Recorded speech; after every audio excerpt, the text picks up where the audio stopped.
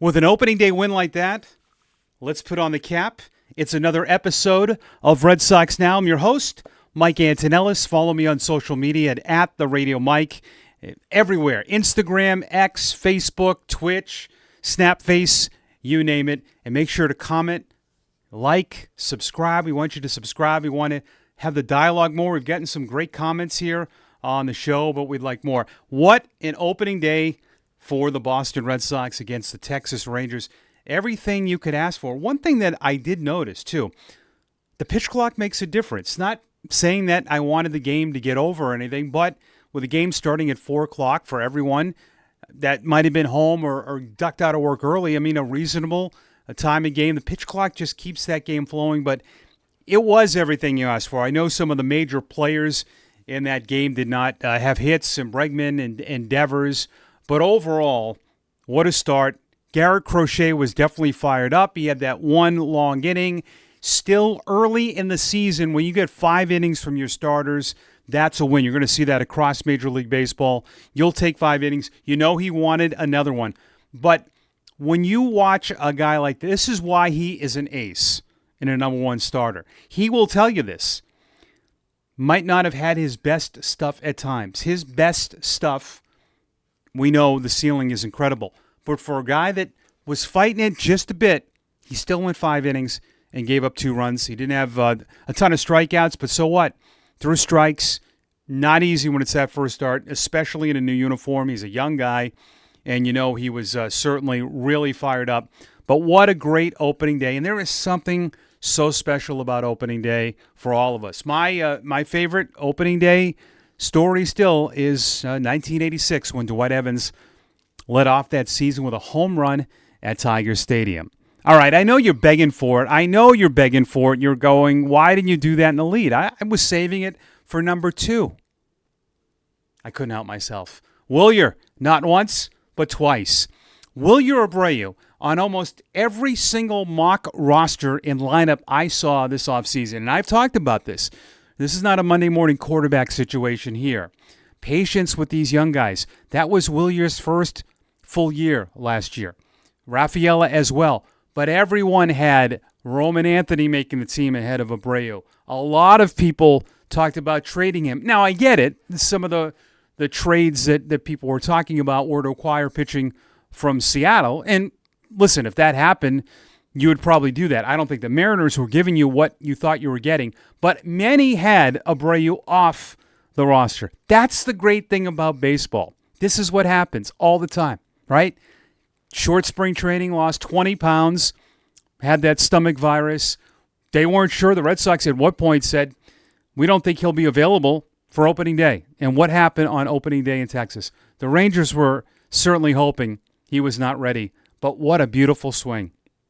Against Eovaldi with a fastball, and then against Luke Jackson on that slider sitting on it. He has got a beautiful swing.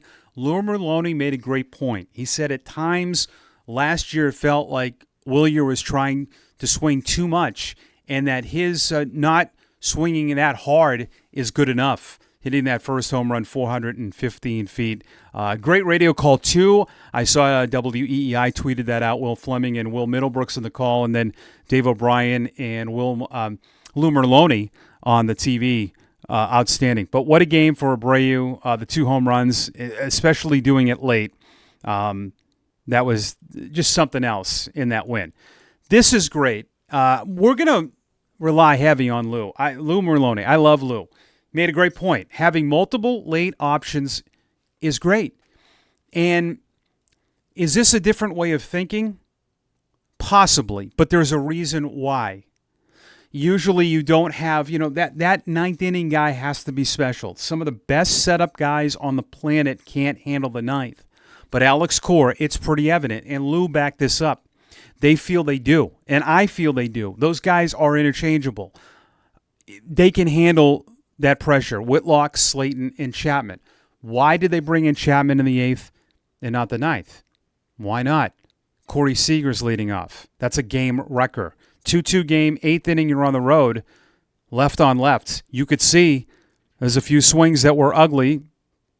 Now, Chapman throwing 98. So strategically, when you have guys you believe in, and I do believe Chapman is the guy, why would you not bring him in? And this is going to happen in the Baltimore series too. If you have a situation where Gunnar Henderson is leading off, maybe even the 7th inning, in a 3-2 game, that's a game wrecker. You ask Gunnar Henderson who we'd rather face, and he'd probably say, I'd rather face Slayton or Whitlock, against lefty. You might have to give him the truth serum to say that. But deep down, you don't want to face a guy like Chapman. So I like that. This is different, but you essentially have 3 closers, and that's what Alex Cora believes in, and that's something that I think is a real good thing to have. I mean, because this game, those guys you don't want to beat you, and Corey Seager can beat you, and he is still an unbelievable player, and Chapman ends up getting the win. Slayton gets the save. I thought Alex Bregman had a hit. In the show yesterday, I said, wouldn't it be great if he hit an 8th inning home run? He lined to right field. Devers was quiet as well, but again, it's opening day. And you know what was kind of a little thing in this game and playing the game the right way?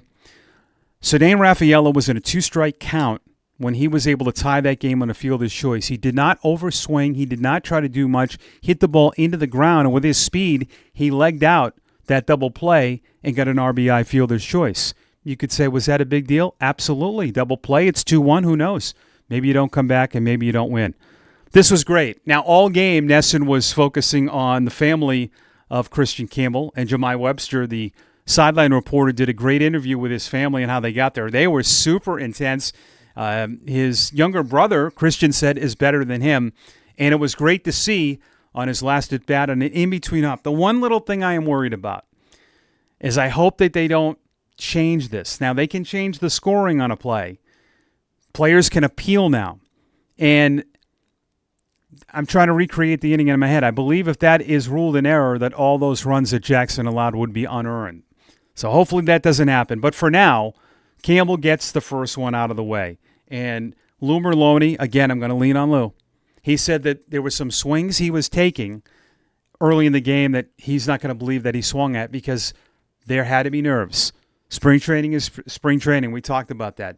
When the lights are on and they're shining brighter in a real game, it's tough. I thought he looked pretty composed. He handled second base, and he got that hit that led to that 3-run home run by Abreu. Great stuff. Game 1 of 162. We're going to be here all year on Red Sox Now, one of the radio and TV broadcasters for the Worcester Red Sox. You can follow me on X at the Radio Mike. Make sure you like, subscribe, and comment on the show. Red Sox win it on opening day against the Rangers, and have yourself a great day. We'll have more of Red Sox Now tomorrow.